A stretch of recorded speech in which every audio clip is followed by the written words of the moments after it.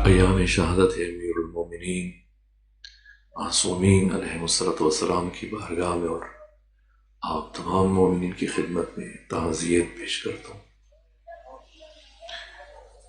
یہ ماہ مبارک رمضان اور شبۂ قدر کے درمیانی ایام جن میں حضرت کی ضربت اور پھر شہادت واقع ہوئی، بہت عمیق ربط ہے خود ماہ مبارک رمضان کے ساتھ امیر المومنین کا۔ میں کوشش کروں گا کہ کسی حد تک اس ربط کو بیان کرنے میں کامیاب ہو سکوں۔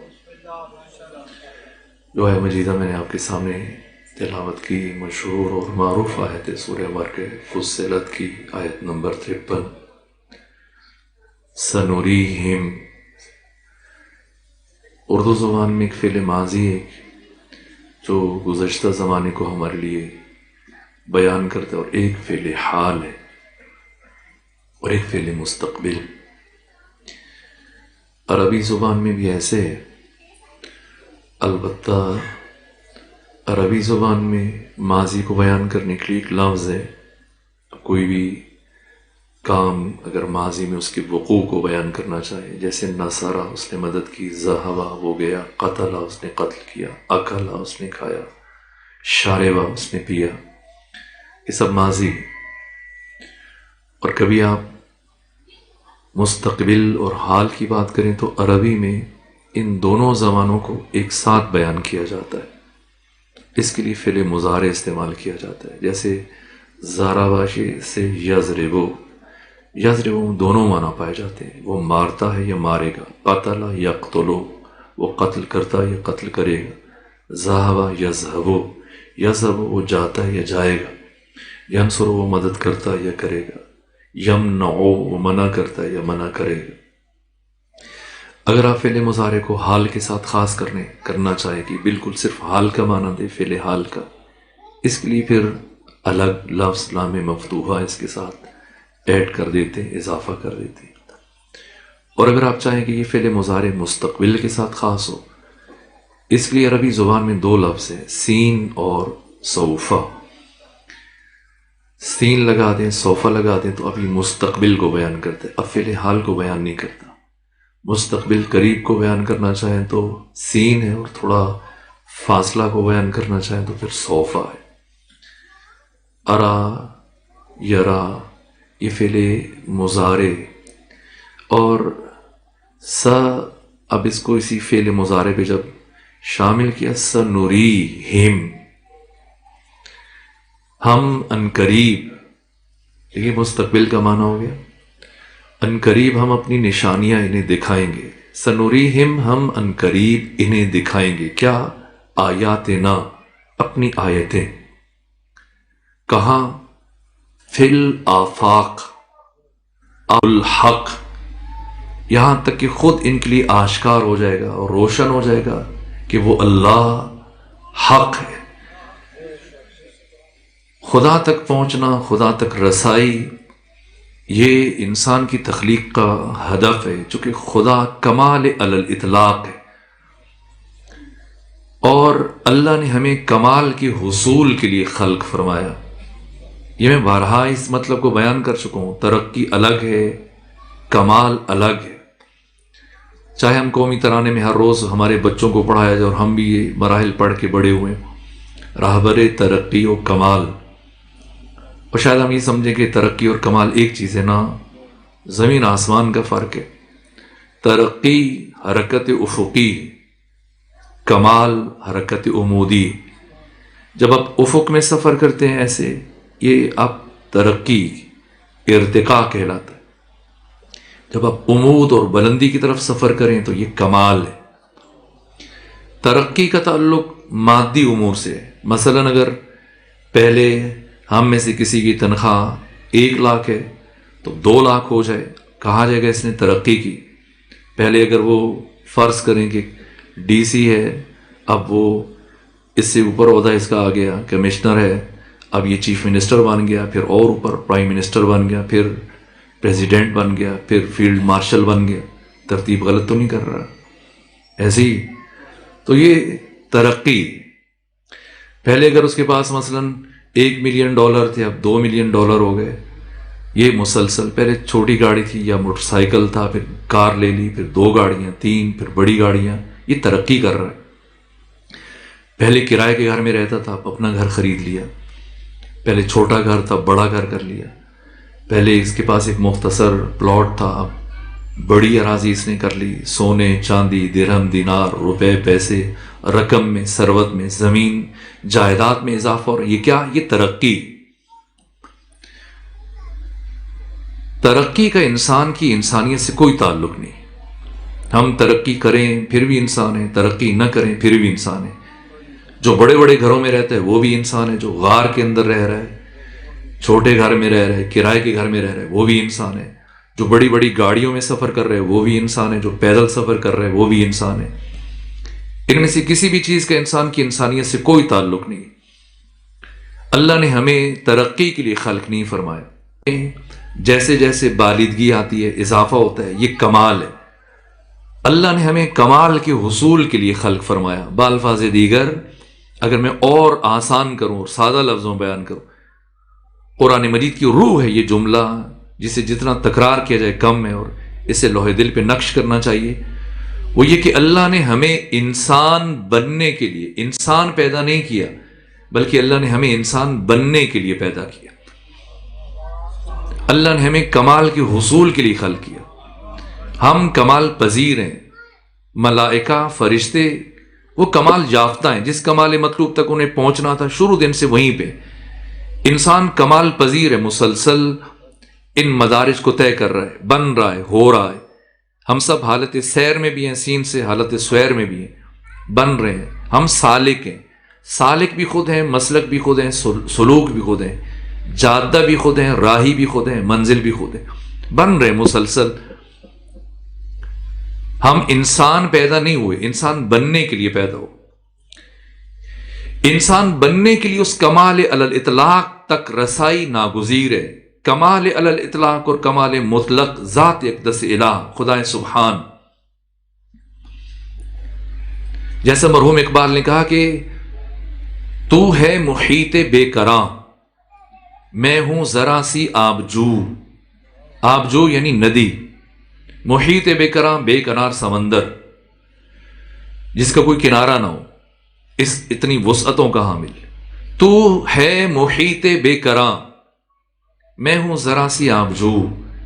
دیکھیں کیا ہوشیاری کی اقبال نے. اگلے مصرے میں 2 الگ باتیں کی، دونوں کا نتیجہ ایک ہے. کہا کہ یا مجھے ہمکنار کر یا مجھے بے کنار کر. اب تو ہے محیط بے کراں اور میں ایک معمولی سی ندی ہوں. اگر خدا ہمکنار کر لے تب بھی انسان لامحدود ہو جائے گا، اگر خدا بے کنار کر دے تب بھی انسان لامحدود ہو جائے گا. یہ لامحدودیت کی طلب یہ خدا نے انسان کے اندر رکھی. اس لامحدودیت اور کمال مطلق تک رسائی حاصل کرنے کے لیے ناگزیر ہے کہ انسان یہ سفر طے کرے. یہ جو میں نے جملہ کہا یہ بہت وزنی جملہ ہے. یہ اس گفتگو کا نقطہ آغاز اور تمہید اور اساس اور بنیاد ہے کہ ہم انسان پیدا نہیں ہوئے بلکہ ہم انسان بننے کے لیے پیدا ہوئے. اب یہ سفر جو انسان نے طے کرنا، جیسے یہ مختلف تعبیریں آپ قرآن مجید کی آیات سب کا نتیجہ ایک ہے. وما خلقت الجن والانس الا لیعبدون. میں نے جنوں اور انسانوں کو خلق نہیں کیا مگر اس لیے کہ وہ میری عبادت کریں. عبادت کیا ہے؟ عبادت ہر وہ عمل کہ جو انسان کو اس کمال مطلوب تک پہنچائے، با کمال بننے میں اس کی مدد کرے. نماز مومن کی معراج ہے. کیسے معراج ہے؟ بس اوقات ایسی کہ انسان محض مشق کر رہا ہے اور اس کی زندگی میں کوئی تغیر و تبدل رونما نہیں ہو رہا ہے. کون سی نماز؟ وہ جو انسان کو با کمال بنانے میں مؤثر ہے. اسی طرح سے روزہ، کہ روزے پروردگار نے ہم پر کیوں فرض کی؟ آپ کہتے ہیں کہ اللہ ہم پر 70 ماؤں سے زیادہ مہربان ہے، درحالی کہ اللہ کی رحمت اور ماں کی رحمت کا کوئی تقابل نہیں. آپ کی ماں آپ کو بھوکا رہنے دے گی، پیاسا رہنے دے گی، لیکن خدا کیسا مہربان ہے کہ مسلسل 30 دن آپ کو سحر سے لے کر آدھی رات کو اٹھاتا ہے. پہلے تو کھانا بنائے، نیند قربان کرے، پھر آپ پورا دن بھوک میں گزاریں، پیاس میں گزاریں. نعمتیں سامنے پڑی ہیں، پھل ہیں، کھانا ہے، پانی نہیں، ہاتھ نہیں لگا سکتے، حلال چیزوں کو خدا حرام کر رہا ہے، یہاں تک کہ آپ کو یقین ہو جائے کہ اب رات داخل ہو گئی، یعنی رات سے رات تک کا سفر 14 گھنٹے، 15 گھنٹے، 16 گھنٹے پروردگار ہمیں بھوکا رکھتا ہے، کیوں؟ جبکہ خدا خود کو رحمان کہہ رہے، رحیم کہہ رہے، کیا یہ اللہ کی رحمانیت کے ساتھ متصادم نہیں ہے؟ اگر اللہ بشر پر روزے فرض نہ کرتا تب ہمیں اس کی رحمت سے متعلق تعجب کرنا چاہیے تھا۔ روزے خدا نے کیوں فرض کی؟ یہ رمضان کیا ہے؟ البتہ صرف رمضان نہیں کہنا چاہیے۔ استاد ایت اللہ جوادی ملکی توریزی جو امام خمینی کی بھی استاد تھے، وہ فرماتے ہیں کہ اگر کوئی شخص صرف رمضان کہے تو کفارے کے طور پر 3 دن روزہ رکھے، کیونکہ اس میں خدا ہے، ماہ رمضان کے۔ خوب رمضان کا مفہوم کیا ہے، مطلب کیا ہے، معنی کیا ہے؟ یہ خزاں کی بارش کو رمضان کہا جاتا ہے لغت میں، وہ بارش کی جس کے بعد پھر زمین میں حیات کا آغاز ہوتا ہے، نمو کا آغاز ہوتا ہے، اور پودے بننا شروع ہو جاتے ہیں، کوپلیں پھوٹنا شروع ہو جاتی ہیں، ایک زندگی کا، حیات کا آغاز ہوتا ہے۔ اس خزاں کی بارش کو رمضان کہتے ہیں۔ اب ہم تھوڑا سا اور قریب ہوتے چلے جائیں، اور پھر اس مہینے میں خدا نے ہم پر روزے فرض کیے۔ میں نے کسی اور مقام پر اس کو بہت دقت سے، بہت وضاحت سے، تفصیل سے بیان کیا، لیکن اب چونکہ اس مرحلے کی طرف اور اس آیت کی تفسیر بیان کرنا چاہتا ہوں اور بارگاہ امیر المومنین تک پہنچنا چاہتا ہوں کہ کیا ربط ہے ماہ مبارک رمضان کا شہید رمضان امیر المومنین علی ابن ابی طالب علیہ السلام کے ساتھ۔ تو ہم کمال پذیر ہیں اور مسلسل کمال کی جانب محو سفر ہیں۔ یہ سفر متاثر ہوتا ہے کیونکہ اس کمال مطلوب تک پہنچنے کے لیے ہمیں طہارت چاہیے، اور انسان فطری اعتبار سے پاک ہے۔ بعد میں سماج، سوسائٹی، معاشرہ، گھر والے، والدین، باقی لوگ اس پر اثر انداز ہوتے ہیں اور اس کی اس طہارت کو زائل کرتے ہیں اور گناہ گار بناتے ہیں، ورنہ فطرتاً انسان گناہوں سے پاک پیدا ہوتا ہے۔ اور اس سفر کمال کے لیے طہارت شرط ہے۔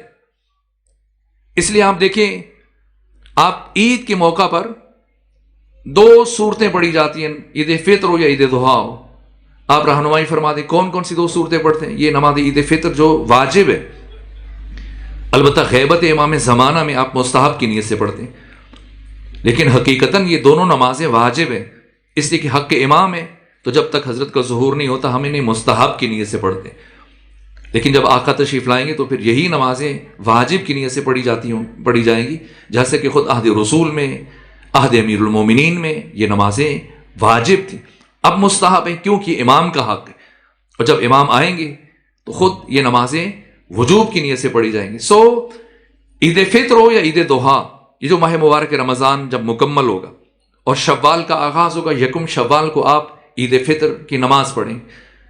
اس نماز میں کون سی 2 صورتیں پڑھتے ہیں آپ؟ تاکید ہے، مستحب ہے کہ یہ 2 صورتیں پڑھیں جی، ایک سورہ اعلیٰ اور دوسری سورہ مبارکہ شمس۔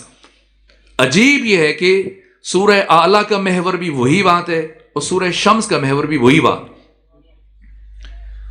قرآن مجید کے 70 صورتوں کے آغاز میں اللہ نے کوئی قسم استعمال نہیں کی، باقی 44 صورتوں کے شروع میں پروردگار نے قسمیں استعمال کی، 118 قسمیں اٹھائیں۔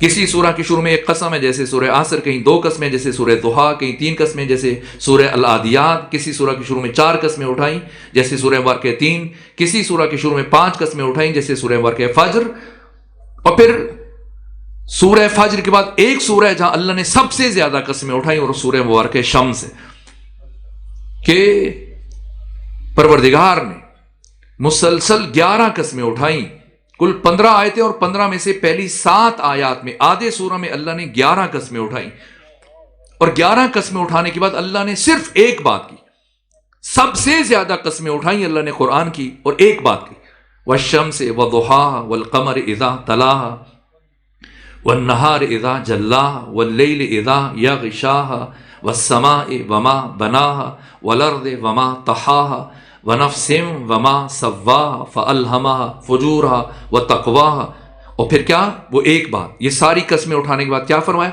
قد افلح من زکاها، کامیاب ہو گیا وہ جس نے خود کا تزکیہ کر لیا، جس نے خود کو پاک کر لیا۔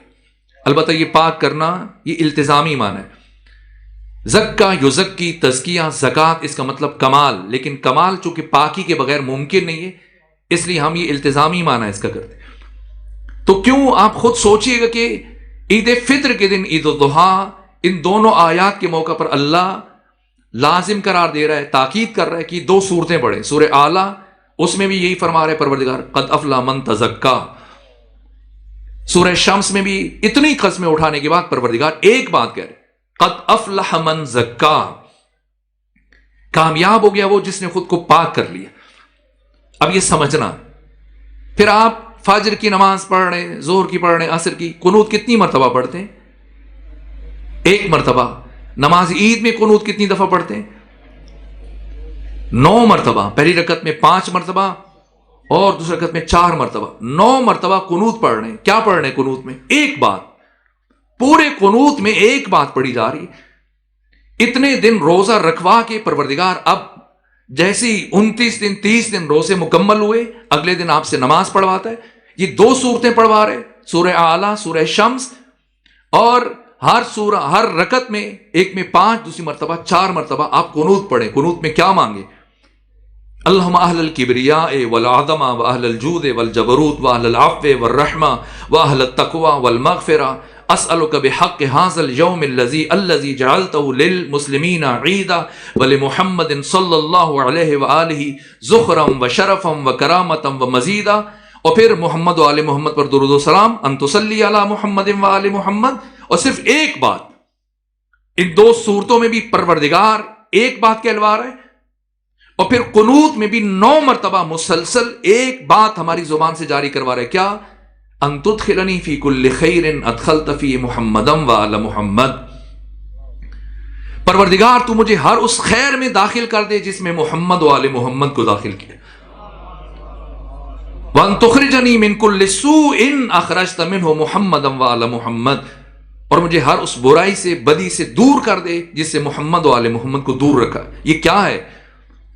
یہ وہی مرحوم اقبال کا شعر ہے کہ تو ہے محیط بے قرار، میں ہوں ذرا سی آبجو، یا مجھے ہمکنار کر یا مجھے بے کنار کر، تاکہ انسان اس کمال علی الاطلاق تک اس کی رسائی ہو جائے۔ یہ روزے اس لیے خدا نے فرض کی، مسلسل 29 دن 30 دن ہمیں جائز کاموں سے، حلال کاموں سے خدا روک رہا ہے، تاکہ اتنی پریکٹس ہو جائے، اتنی مشق ہو جائے، اتنی تمرین ہو جائے کہ اب ہمیں عادت ہو جائے، تاکہ اب حرام کام کی طرف ہاتھ بڑھاتے ہوئے 100 مرتبہ سوچیں۔ بس اس لیے حق تعالیٰ نے، خدا رحمان نے ہم پر روزے فرض کی، اور اب مسلسل 29 دن 30 دن کی مشق کروانے کے بعد اب کیا دن رکھا؟ عید الفطرہ۔ میں خود بھی ان دنوں میں ایسی مصبحل ہے طبیعت رہبر عظیم الشان سید علی خامنہئی کی شہادت کے بعد مجھے بہت کم آرام کا موقع ملتا ہے، برابر تجزیے اور خبریں اور انہی چیزوں میں، تو خود میری ایسی کیفیت نہیں ہوتی آج کل کہ میں مجلس پڑھ سکوں، لیکن چونکہ پہلے سے وعدے ہیں اور ان کو نبھانا میری مجبوری ہے، سو میں کوشش کروں گا کہ کسی نتیجے تک آپ کو پہنچانے میں کامیاب ہو جاؤں۔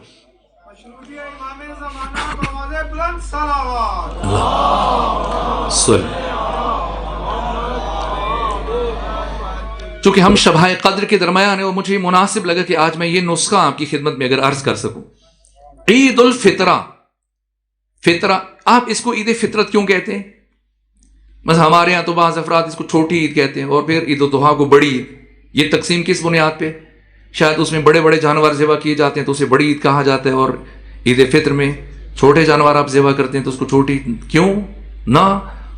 چھوٹی بڑی عید کی یہ تقسیم کہاں سے ہوئی بر صغیر پاک و ہند میں؟ اس کی بنیاد کیا ہے مجھے نہیں معلوم، لیکن ہم اس کو عید فطرت کہتے ہیں، عید الفطر، عید فطرت۔ میں نے شروع میں عرض کیا کہ ہم فطرتاً اللہ نے انسان کو پاک خلق کیا، سماج اسے آلودہ کرتا ہے۔ اب مسلسل 29 دن 30 دن پروردگار انسان سے مشق کرواتا ہے، اور حلال چیزوں کو بھی اس پر حرام قرار دے کر اتنا اس کو عادی بناتا ہے تاکہ اب وہ اپنی اسی پاکیزہ فطرت کی طرف لوٹنے میں کامیاب ہو جائے۔ اور اب جبکہ اس کی فطرت کے اوپر یہ روزے کس لیے رکھوا رہے پروردگار؟ تاکہ ہماری پاکیزہ فطرت کے اوپر جمی ہوئی وہ گرد اٹھ جائے، چھٹ جائے، وہ اجلا انسان پھر سے آشکار ہو جائے، جسے میں نے گناہوں سے پاک خلق کیا تھا اسی طرح سے اپنی اصلی حالت میں لوٹ جائے۔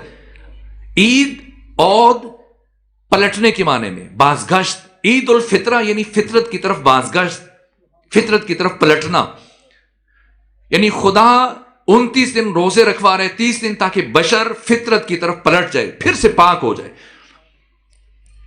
اس لیے کہ اللہ نے ہمیں کمال کے حصول کے لیے خلق فرمایا، اور کمال کے حصول کے لیے طہارت شرط ہے، اس لیے خدا ہمیں پاک کرتا ہے کہ پھر سے ہم، اور پھر جس طرح سے آپ اپنی گاڑی کا ہر تھوڑے چند کلومیٹر طے کرنے کے بعد 5000 کلومیٹر طے کرنے کے بعد اب آپ اس کو پھر سے اس کا آئل چینج کرتے ہیں، موبلائل یا جو بھی آپ بہتر جانتے ہیں، وہ اگر وقت زیادہ ہو جائے تو پھر آپ کی گاڑی میں خرابی ہو جائے گی اگر وہ آپ اس کا انجن آئل اور موبلائل وغیرہ تبدیل نہ کریں۔ تو روزے سال میں ایک مرتبہ، 12 مہینوں میں ایک مہینے پروردگار نے کیوں واجب قرار دیے؟ تاکہ اتنا سفر کرنے کے بعد اب ضروری ہے کہ پھر سے اسے تر و تازہ کیا جائے، پھر سے اس گرد کو جھاڑا جائے، پھر سے وہ گرد چھٹے، پھر سے انسان پاک ہو جائے اور اس کا یہ سفر متاثر نہ ہو، یہ اس کمال علی الاطلاق تک پہنچے۔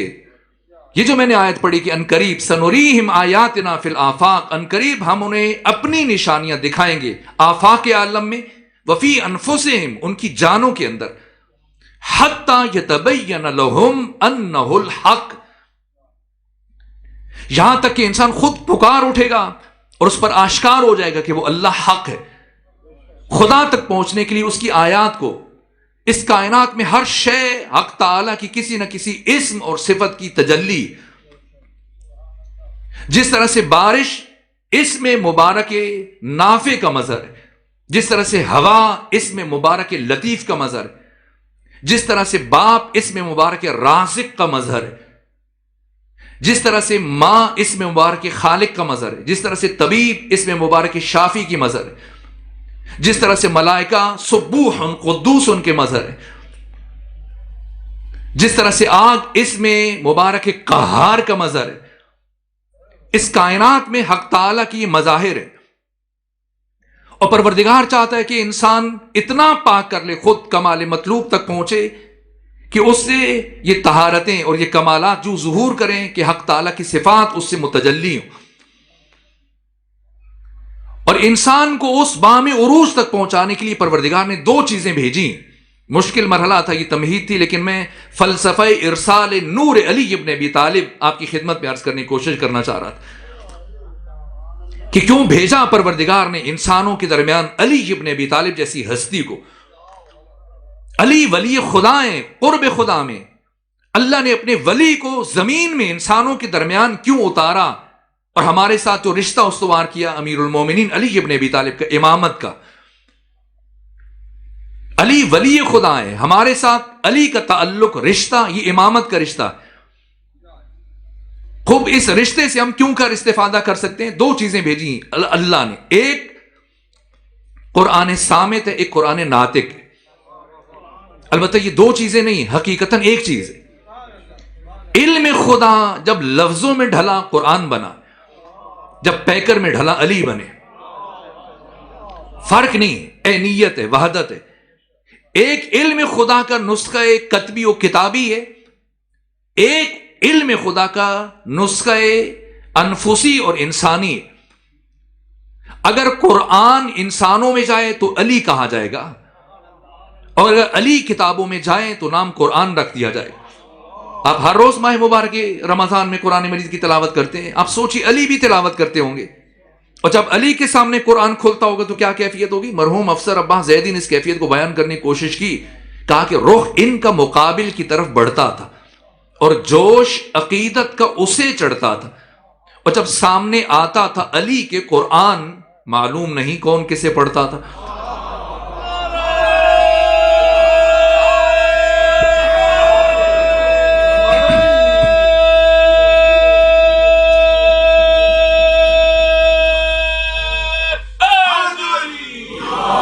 اب رمضان یا عید الفطرہ یا روزہ، یہ مفاہیم کسی حد تک شاید ٹوٹے پھوٹے انداز میں پہنچانے میں کامیاب ہوں، تو ہمارے درمیان حق تعالیٰ کی صفات، اسماء، ایک قرآن مجید کی شکل میں اور ایک ذات امیر المومنین کی شکل میں، ان دو حقیقتوں میں اینیت ہے، وحدت ہے، اسنینیت نہیں ہے، غیریت نہیں ہے، دوئیت نہیں ہے۔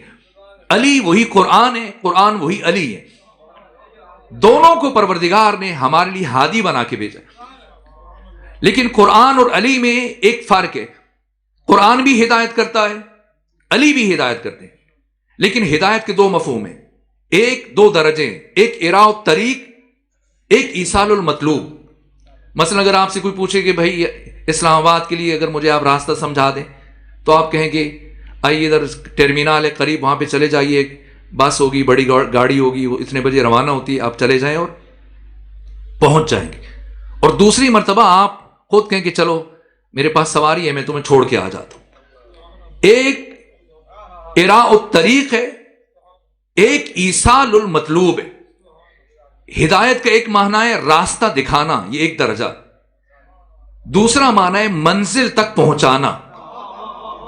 قرآن اور علی میں کیا فرق ہے؟ قرآن راستہ دکھاتا ہے، علی منزل تک پہنچاتے ہیں۔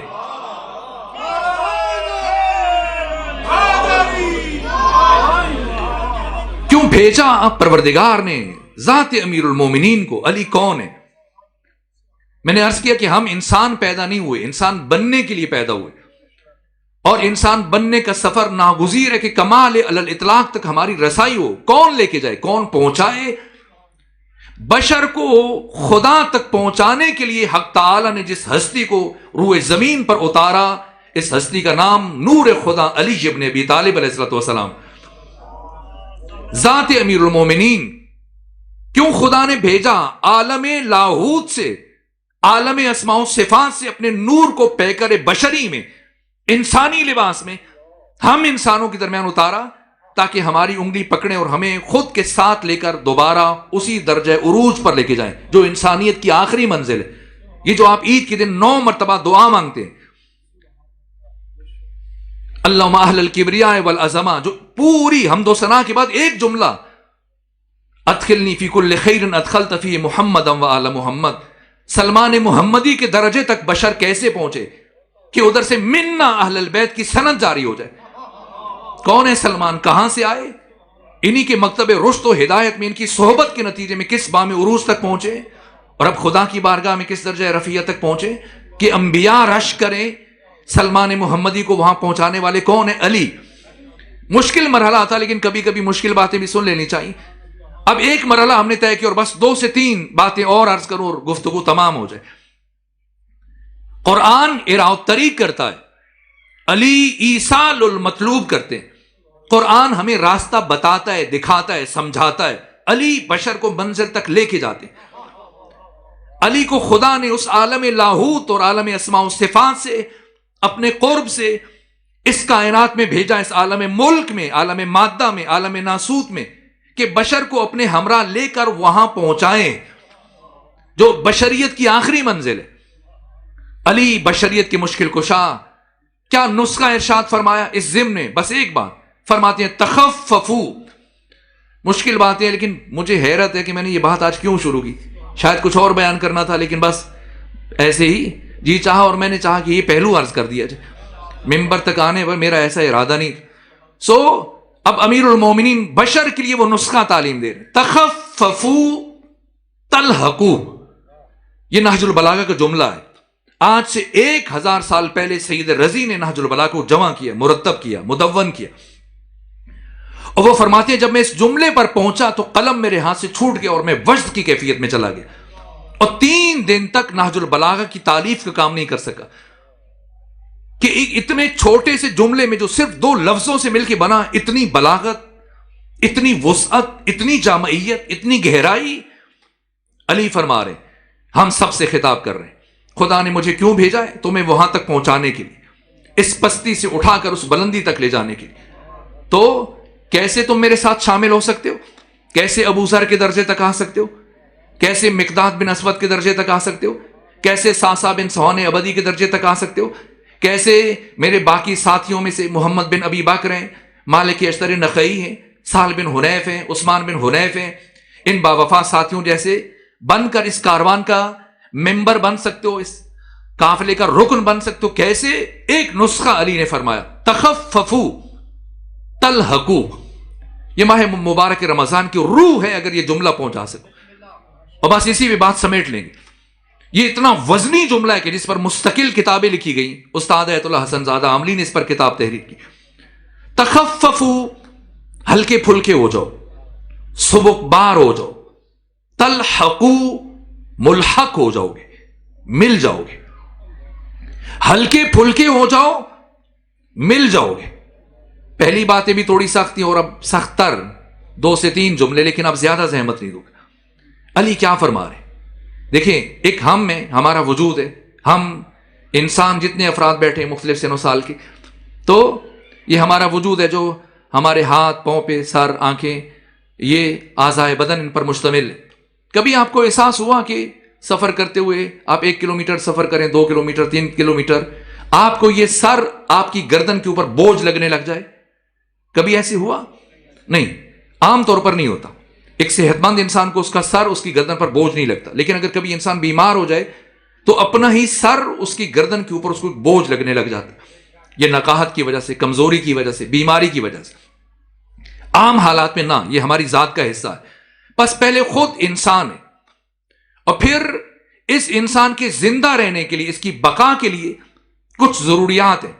ضرورت کی تعریف کیا ہے؟ ہر وہ شے جس پر انسان کی بقا موقوف ہو، اسے ضرورت کہتے ہیں۔ جیسے پانی، جیسے کھانا ہے، پانی نہ ملے انسان مر جائے، کھانا نہ ملے انسان مر جائے۔ بس یہ ضروریات ہے۔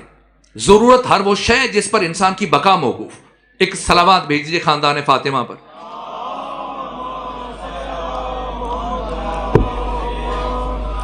مشکل باتیں ہیں، دل جو حکمت کی مدینے سے لگا لیتا ہے، لو وہ پر نور خزینے سے لگا لیتا ہے۔ اور جو در حیدر صفدر پہ جھکاتا ہے، جبھی علم بڑھ کر اسے سینے سے لگا لیتا ہے۔ اگر سفر میں گاڑی کا ٹائر پھٹ جائے اور ہم کہیں یا علی مدد، تو اگر کبھی کسی جگہ ذہن آ کے رک جائے اور تھکنے لگ جائے اور اونگ آنے لگ جائے اور نیند آنے لگ جائے، تو یہ زیادہ اہم مرحلہ ہے جہاں پر علی سے مدد مانگنی چاہیے، کیونکہ وہ باقی کام کوئی اور بھی کروا سکتا ہے، یہ کام صرف علی ابن ابی طالب کروا سکتے ہیں۔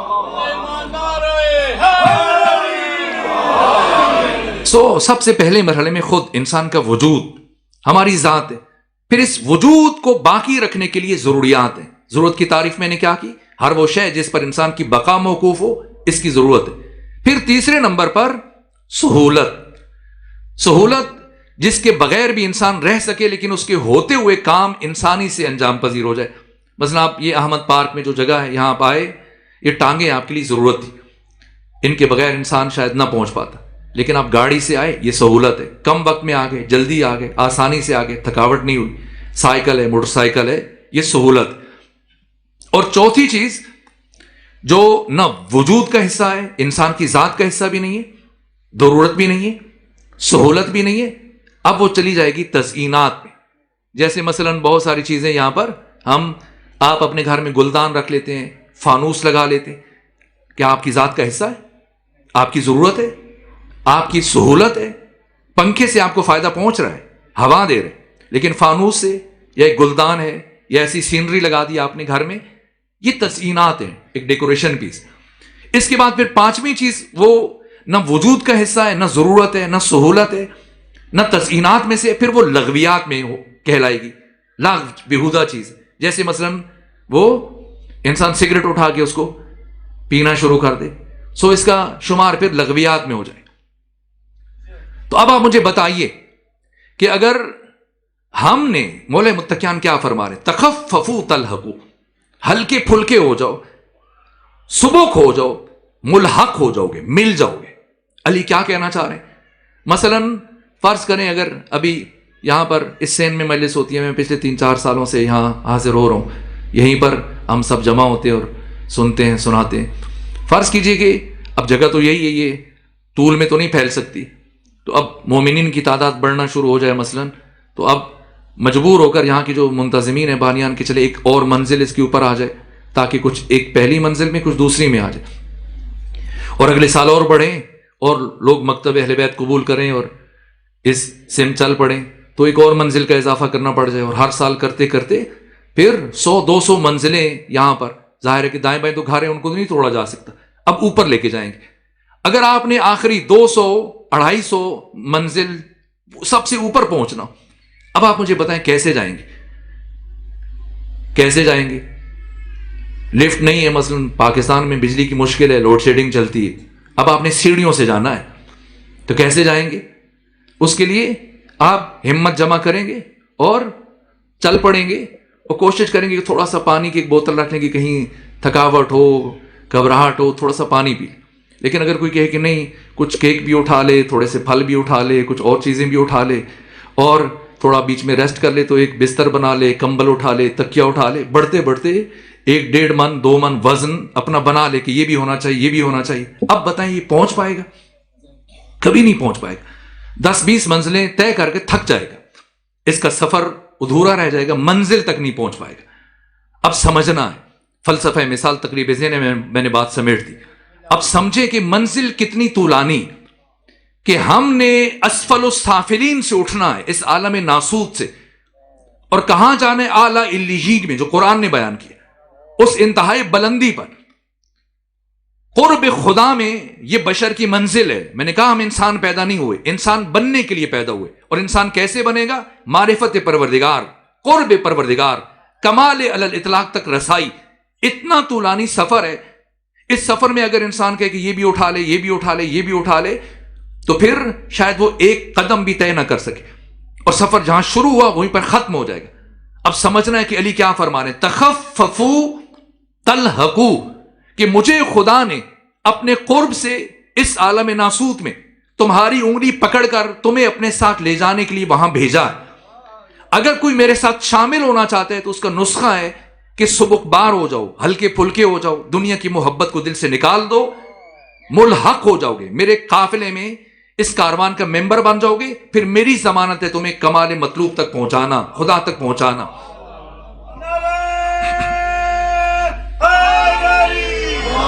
بس میرے سے کبھی کبھی ایسی گفتگو ہو جانی چاہیے، اور ان باتوں کو اگر 100 میں سے 10 افراد کے سینوں میں بھی اتر جائیں تو باہر اس مجلس کا مقصد حاصل ہو کہ یہ زندگی ساز باتیں، یہ اہمیت کی حامل۔ اب بس میں ایک فرد کا جملہ کہوں، یہ امیر المومنین نے فرمایا اور کسی نے لبیک کہا۔ کیوں سلمان محمدی کو منا اہل البیت کی سند جاری کی گئی؟ یہ جناب سلمان کو پہلی خلافت میں مدائن کا گورنر بنایا گیا، اور جب یہ مدائن کے گورنر بنے تو آج بھی وہاں پہ سیلاب آتے ہیں۔ اس زمانے میں بھی جب یہ گئے تو اتنی سادہ زندگی کہ ایک خچر پر ایک ان کے پاس کوزہ ہے، پانی کا برتن ہے، اور ایک ردا ہے، اوڑے ہوئے، اور لوگ شہر سے باہر دروازے پہ جمع ہوئے کہ خلیفہ کا نمائندہ آ رہے ہیں اور گورنر آ رہے ہیں، اور لائنیں لگی ہوئی استقبال کے لیے۔ تو دیکھا کہ ایک ہاتھ میں کوزہ ہے اور ایک ہاتھ میں ردا ہے، وہ خچر پر سادہ ترین معمولی لباس میں، اور سب نے حیرت کا اظہار کیا۔ اور جب گئے سلمان فارسی تو اب گورنر ہاؤس میں اپنی رہائش اختیار نہیں کی، بلکہ جو گورنر ہاؤس کا شیڈ تھا اس کے نیچے وہی چادر بچھائی، وہیں سوتے ہیں، وہیں نماز پڑھتے ہیں، اسی کوزے سے وضو کرتے ہیں، اسی سے پانی پیتے ہیں۔ سادہ ترین زندگی، نہ کوئی ہٹو بچوں کی آوازیں ہیں، نہ کوئی محافظ ہے، نہ کوئی خادم ہے، نہ نوکر چاکر ہیں، کسی کو مجھ تک پہنچنے کے لیے دقت نہ ہو، مشکل نہ ہو، لوگوں کی فریاد رسی کرتے ہیں، سنتے ہیں، مسائل حل کرتے ہیں۔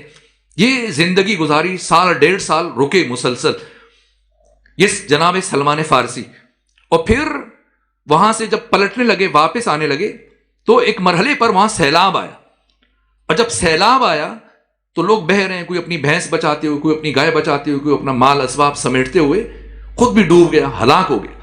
جب لوگوں کو ڈوبتے ہوئے دیکھا، مرتے ہوئے دیکھا، تو ایک مرتبہ جناب سلمان فارسی نے، مکتب علی کے شاگرد نے، وہ کوزہ اٹھایا، ردا کندھے پہ رکھی، اور ایک کنارے کنارے چلتے ہوئے تاریخی جملہ کا وہ مولا متقیان نے فرمایا کہ تخففو تلحقو، اور یہ جواب میں سلمان فارسی نے کہا ہاں کذا ینجی المخففون، ہلکے پھلکے لوگ اسی طرح سے کامیاب ہو جاتے ہیں۔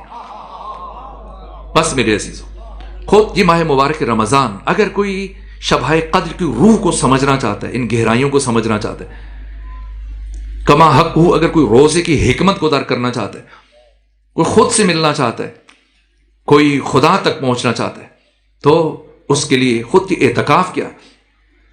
اور آپ دیکھیں کہ اعتکاف پھر تاکید ہے کہ آخری عشرے میں اعتکاف رکھا جائے، کس لیے؟ تاکہ گھر والوں سے، بچوں سے، سب سے الگ ہو کر، در حالی کی گھر والوں کے ساتھ رہنا حق تعالیٰ کی نگاہ میں بہت عبادت ہے. بچوں کے ساتھ، زوجہ کے ساتھ وقت گزارنا پروردگار کے یہاں بہت عبادت ہے، اجر ہے، ثواب ہے. لیکن خدا چاہتا ہے کہ ایک مرحلے میں انسان سب سے الگ ہو جائے اور پہنچ جائے. کیوں؟ تاکہ خود سے ملے. مولا روم کہتے کہ ہم نے خود کو دوسروں میں، لوگوں میں گم کر دیا اور انہی میں خود کو تلاش کرتے ہیں. اس لیے ہم جب اکیلے ہوتے ہیں تو ہمیں تنہائی کا احساس ہوتا ہے، وحشت کا احساس ہوتا ہے. نہ، اگر کوئی خدا سے ملنا چاہتا ہے، خدا تک پہنچنا چاہتا ہے تو پہلے خود سے ملے. جو امیر المومنین نے فرمایا، من عرف نفسہ فقد عرف ربہ. اس کے لیے پھر ماہ مبارک رمضان کے خود 6 درجات ہیں. روزے رکھتے رکھتے اب اس کی روح میں مزید بالیدگی چاہیے، مزید نفاست چاہیے، مزید طہارت چاہیے. یہ تخفف تلحقو کی منزل کے قریب تر ہوتا جائے انسان. اب یہ مشکل مراحل ہے اور میں شرمندہ ہوں کہ بہت اور چیزوں کو نہیں کھول سکتا. اور مجھے احساس ہے سحر میں پھر آپ نے اٹھنا ہے اور میں شرمندہ ہوں آج کی اس گفتگو کے لیے. امید ہے کہ معاف فرمائیں گے. العذر عند کرام الناس سے مقبول. لیکن پھر بھی وہی کہوں گا کہ کبھی کبھی ایسی گفتگو بہرحال سن لینی چاہیے. کوئی اس سے یہ نہ سمجھے، آخری کہیں غلط فہمی نہ ہو جائے کسی کو. بھائی یہ بات ضرور عرض کر دوں پھر مجلس تمام ہو، کہ میں یہ کہنا چاہ رہا ہوں کہ انسان سہولیات چھوڑ دے، تزئینات چھوڑ دے نہ، اور بالکل ایسی زندگی کی پیدل چلنا نہ. یہ میں نہیں عرض کرنا چاہ رہا. مراد حب دنیا ہے، حب جاہ ہے، حب ریاست ہے. میں بات آسان کرنے کے لیے ایک چھوٹا سا واقعہ عرض کروں، گفتگو تمام ہو جائے. ملا احمد نراقی ایک مجتہد تھے، فقیہ تھے، معلم اخلاق تھے اور ساتھ ہی تجارت کرتے تھے. اور بہت ان کی وسیع زمینیں تھی، جائیداد تھی، مال مویشی تھے، کنیزیں تھیں، غلام تھے، باغات تھے، وسیع سلسلہ تھا. اور ایک ملنگ اور درویش وہ کئی مرتبہ ان کے پاس گئے کہ آپ کو زیب نہیں دیتا، آپ کے باپ دادا اتنے بڑے عارف تھے، مفسر تھے، عالم تھے، تو آپ دنیا میں اس طرح سے ڈوبے ہوئے، دنیاوی چیزوں میں، ان آسائشوں میں غرق ہیں، آپ کے غلام، کنیزیں، نوکر چاکر. میں چاہتا ہوں آپ اس چیز کو چھوڑیں. وہ ٹال دیتے. لیکن بالآخر ایک مرتبہ وہ ملنگ گئے ان کے پاس درویش اور کہا کہ میں آج عزم کر کے آیا ہوں کہ آپ کو اس کثافت سے، اس دنیا سے نکالوں، اس آلودگی سے نکالوں. تو ملا احمد نراقی نے کہا کہ بتاؤ کیا چاہتے ہو، کیا کروں پھر میں؟ کہ چلو چھوڑیں ان ساری چیزوں کو، یہ زمینیں، یہ جائیداد، یہ نوکر چاکر، یہ مال مویشی، یہ سب چھوڑیں، سونا چاندی، چلیں نجف چلتے اور مولا متقیان کے حرم میں باقی کی زندگی وہاں گزاریں گے. تو جیسے ہی کہا تو انہوں نے بغیر انکار کیے، بلا تکلف کا چلو چلتے. چل پڑے. سننا، یہ سمجھنا ہے، بس نتیجہ دے رہا ہوں تاکہ یہ کیفیت ذہنوں مزید عیاں ہو جائے اور کوئی غلط فہمی نہ رہے. چل پڑے اور مسلسل دونوں گھوڑے پہ سوار ہوئے سفر طے کریں. 60-70 کلومیٹر کا سفر طے کر لیے اور اب اترے کہ نماز وغیرہ پڑھیں، کچھ کھانا کھا لیں. نماز پڑھنے کے بعد جب کھانا کھانے کے لیے بیٹھے تو اس درویش نے دائیں بائیں ہاتھ مارنا شروع کی. ملا احمد نراقی نے پوچھا کیا دیکھ رہے ہیں، کیا تلاش کر رہے ہیں؟ کہا وہ میرا کشکول تھا، وہ مل نہیں رہا. کشکول آپ دیکھا ہوگا آپ نے، سیاہ رنگ کا ایک، جس میں وہ درویش مثلا کھانا بھی اسی میں ڈال لیتے، مختلف چیزیں ساری کی ساری. جیسے آج ہماری گفتگو بھی ایک طرح سے کشکول ہی بن گئی، اور تو ساری چیزیں جو بھی اسی میں منتقل کر دیتا ہے، اسی میں رکھتا. تو کہا میں وہ دیکھ رہا ہوں. کوئی بات نہیں، کشکول نہیں تو یہ میرے برتن ہیں، ان میں کھا لیجیے. کہ نہیں، مجھے عادت ہے، پچھلے 25-30 سال سے، 40 سال سے اسی کشکول میں کھاتا ہوں، اسی میں چیزیں رکھتا ہوں، تو مجھے عادت ہوگی، اب میں کسی دوسرے برتن میں کھا نہیں پاؤں گا. کہ کوئی بات نہیں، اگر گم ہو گیا یا رہ گیا، چھوٹ گیا، ہم آگے چلیں گے، کوئی آبادی آئے گی، وہاں سے تمہارے لیے نیا کشکول خرید لیں گے. کہ نہیں، مجھے وہی کشکول چاہیے چونکہ مجھے اس کی عادت ہوگی ہے، اتنے سالوں سے وہ میرے پاس ہے. کہ جب رہ گیا تو کیا کیا جا سکتا ہے، اب جائیں آگے چلیں اور لے لیتے ہیں. کہ نہیں، اتنا فاصلہ تو طے نہیں کیا، 60-70 کلومیٹر طے کیے، چلو واپس چلتے ہیں. اور چل کے وہاں سے وہ اپنا کشکول لے لیتے ہیں، پھر دوبارہ سفر کریں گے. وہاں سے واپس آئے، ملا احمد نراقی نے وہ کشکول اٹھا کے دیا کہ یہ لو، اور آپ مجھے بتاؤ کہ تم بڑے دنیا دار ہو یا میں بڑا دنیا دار ہوں، کہ میں نے تمہارے کہنے پر اپنی زمینیں چھوڑی، باغات چھوڑے، جائیداد چھوڑی، نوکر چاکر چھوڑے، مال مویشی چھوڑے، تمام آسائشیں چھوڑی، اور تم ایک کشکول نہیں چھوڑ سکے. یہ تخفف تلحقو، اس کا مطلب یہ کہ ہم خود دنیا کے ساتھ جو ہمارا تعلق ہے اسے ختم کریں. یہ جو ختمی مرتبت نے مناجات شعبانیہ میں فرمایا، الہی حب لی کمال الانقطاع الیہ، یہ رفع کی منزل. اگر کوئی واقعاً ماہ مبارک رمضان میں ذات امیر المومنین سے قریب ہونا چاہتا ہے، کوئی اگر اس زمانے کے علی امام زمانہ سے قریب تر ہونا چاہتا ہے تو اس کے لیے وہ نسخہ تھا جو میں نے آج آپ کی خدمت میں عرض کر دیا. آج کے زمانے کا علی امام زمانہ بھی ہم سے یہ فرما رہے ہیں تخففوا تلحقوا. اگر میرے قریب ہونا چاہتے ہو، میرے انصار میں سے شامل ہونا چاہتے ہو، تو پھر دنیا میں ہوتے ہوئے دنیا کی چیزوں سے استفادہ کرو، فائدہ اٹھاؤ، لیکن دنیا کی خواہشوں سے اسیر نہ ہو جائے، اس کی محبت میں مبتلا نہ ہو جاؤ کہ پھر اس دنیا سے دل لگاتے ہوئے، دل نکالتے ہوئے تمہیں مشکل پیش آئے. کیوں تلقین پڑی جاتی ہے جیسے ہی ہم مرتے ہیں؟ مرتے ہوئے بھی ہماری جب روح نکل رہی ہوتی ہے تاکید ہے کہ بیٹھ کے تلقین پڑے، اور قبر میں جب اتارتے ہیں ابھی مٹی ڈلنے سے پہلے پھر ایک شخص کندھے پکڑے اور ہلائے، جھنجھوڑے، تلقین پڑھو. قبر میں اتارنے کے بعد پھر تیسری مرتبہ مستحب ہے کہ آپ تلقین پڑھیں. کیوں تلقین پڑھی جا رہی ہے بار بار؟ اس لیے کہ دنیا کے ساتھ یہ تعلق، یہ کیا اسما افہم یا فلان ابن فلان حل انت علی العہد الذی فارقتنا، سنو سمجھو کیا تم ابھی تک اس عہد پر ہو؟ اللہ جل جلالی ربی و محمد النبی و علی امامی. کیوں 12 امام؟ ساری زندگی ہم 12 امام سنتے ہیں، سناتے ہیں، سب کو حفظ ہیں. تو جیسے ہی مرتے ہیں فوراً سے کندھے جھنجھوڑ کے کہا جا رہا ہے، اس لیے کہ اب جب ہماری ناف اس دنیا سے کاٹی گئی ہے تو انسان اتنی سخت ہوتی ہے، یہ سکرات موت اور وقت موت کی سختیاں، کہ انسان سب کچھ بھول جاتا ہے. اس لیے امیر المومنین فرماتے ہیں موتوا قبل ان تموتوا، مر جاؤ اس سے پہلے کہ تمہیں موت آئے، اس سے پہلے کہ اسرائیل آئیں تمہاری روح قبض کریں، ان کے آنے سے پہلے اختیاری موت کے حصول میں کامیاب ہو جاؤ. روح علی، آپ کی بلندیوں کی، آپ کی وسعتوں کا اندازہ کوئی بشر نہیں کر سکتا. علی کون ہے اور ہمیں کس بام عروج تک پہنچانے کے لیے پروردگار نے ہمارے درمیان بھیجا. اور آج یادگار علی نہج البلاغہ ہمارے درمیان موجود ہے. شب قدر کے درمیانی ایام میں دعا کرتا ہوں پروردگار ہمیں امیر المومنین کا قرب نصیب فرمائے. ایسے نہ ہو کہ ہم ساری زندگی علی علی کریں اور ساری زندگی علی علی سنیں، لیکن علی ہمارے درمیان بیٹھ کر بھی تنہائی کا شکار ہو، اور ہم روح علی سے ہزاروں میل دور فاصلوں پر ہوں. قرب علی چاہیے تو پھر علی کی تعلیمات جو مول متقیہ نے بیان کی، کہیں ایسا نہ ہو کہ آج کے عصر میں بھی آج کا علی اسی طرح سے کنویں میں گریا کر رہے ہوں اور اشک بہا رہے ہوں. میرے عزیزو، یہ مراحل پروردگار ہمیں ان ساتوں سے کما حق ہو استفادہ کرنے کی توفیق عطا فرمائے.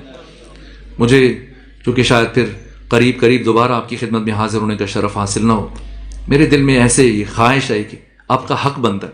میں اتنے سالوں سے آپ کی خدمت میں حاضر ہو رہا تھا، کچھ ایسی بات کر دوں کہ اگر کچھ افراد کے لیے بھی ان کے اذہان میں منتقل ہو جائے تو شاید یہ زندگی ساز ہے. البتہ یہ خود اجمال ہے، اس کو کھولا جائے، اس کے اندر ایک جہان ہے. یہ روح علی کی پکار ہے، روح علی کی آواز ہے. پروردگار ہمیں لبیک کہنے کی توفیق عطا فرمائے. ایسے نہ ہو کہ علی ہمارے درمیان رہتے ہوئے اسی تنہائی کا شکار ہو جائیں اور شکوہ کریں. خدا سبحان مول متقیان کے صدقے میں ہم سب کو رشد و تعالی کی یہ درجات طے کرنے کی توفیق عطا فرمائے. ایام شہادت امیر المومنین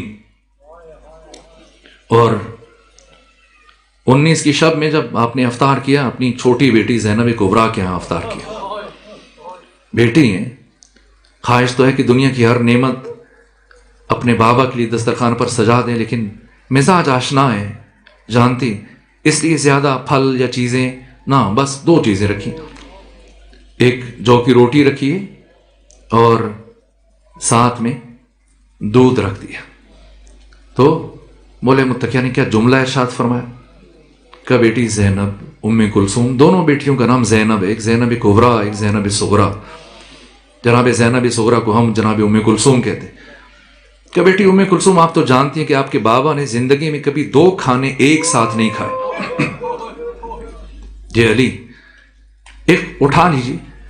بیٹی نے نمک اٹھانا چاہا تو حضرت نے فرمایا کہ نمک رہنے دیجیے. دودھ اٹھا لیا گیا اور نمک کے ساتھ 2 سے 3 لقمے اٹھائے اور پھر حجرے میں تشریف لے کے گئے اور نماز میں مشغول ہوئے اور پھر قرآن مجید کی تلاوت شروع کی.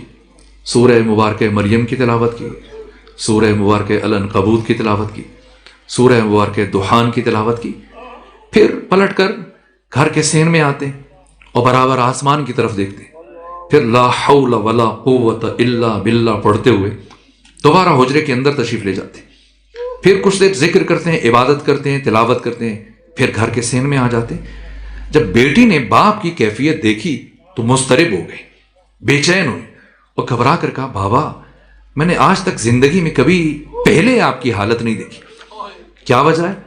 کہ بیٹی آپ جانتی ہو آپ کا باپ زندگی میں بڑے بڑے سلاطین کے مقابلے میں گیا، بڑے بڑے جنگجوؤں کے مقابلے میں گیا، لیکن کبھی بھی آپ کے بابا کی پیشانی پر شکن نہیں آئی۔ لیکن آج تمہارا باپ اس احکم الحاکمین کی بارگاہ میں جا رہا ہے جو رب الارباب ہے، جو خدا سبحان قادر مطلق ہے، اس کی بارگاہ میں تمہارے بابا نے پیش ہونا ہے۔ بس یہ کہہ کر حضرت پھر سے اندر گئے، عبادت میں مشغول ہوئے، یا گھر کے باہر تلواروں کی جھنکار کی آواز سنی۔ اب جو باہر آئے تو کیا دیکھا؟ جناب حذیفہ اپنے ہاتھوں میں تلوار لیے 40 جوانوں کے ہمراہ مولا متقیان کے گھر کا محاصرہ کر رکھا ہے۔ ایک مرتبہ فرمایا ہو آپ نے، اے حذیفہ کیوں آپ نے میرے گھر کا محاصرہ کر لیا؟ کہا یہ سنا تو پھوٹ پھوٹ کر رونے لگ گئے۔ کہا امیر المومنین جب سے ماہ مبارک رمضان شروع ہوا اب برابر کئی مرتبہ یہ فرما چکے ہو سکتا ہے یہ وہی ماہ رمضان ہو کہ جس میں میری داڑھی میرے خون سے رنگین ہو جائے۔ کہا حیف ہے ایسی زندگی پر کہ ہم زندہ رہ جائیں اور ہمارے مولا و آقا ہمارے امام شہید ہو جائے۔ کہا اس لیے میں نے اپنے قبیلے کے جوانوں کے ساتھ مل کر یہ طے کیا کہ اب جتنے دن بچ گئے ہم سب کے سب آپ کی حفاظت کا فریضہ سر انجام دیں گے اور آپ کے گھر کی حفاظت کریں گے، اور جب آپ باہر تشریف لے کے جائیں گے ہم آپ کے ہمراہ جائیں گے۔ یہ سننا تھا۔ مولا متقیان نے حذیفہ یمان کی طرف دیکھا، فرمایا حذیفہ بتاؤ میں کون ہوں؟ کہا کہ آپ میرے امام ہیں، آپ ولی خدا ہیں، آپ مفترض الطاعہ ہیں، آپ کی اطاعت کو حق تعالی نے میرے اوپر واجب قرار دیا۔ فرمایا حذیفہ میں تمہیں حکم دیتا ہوں جاؤ اپنے گھروں میں چل کے آرام کرو۔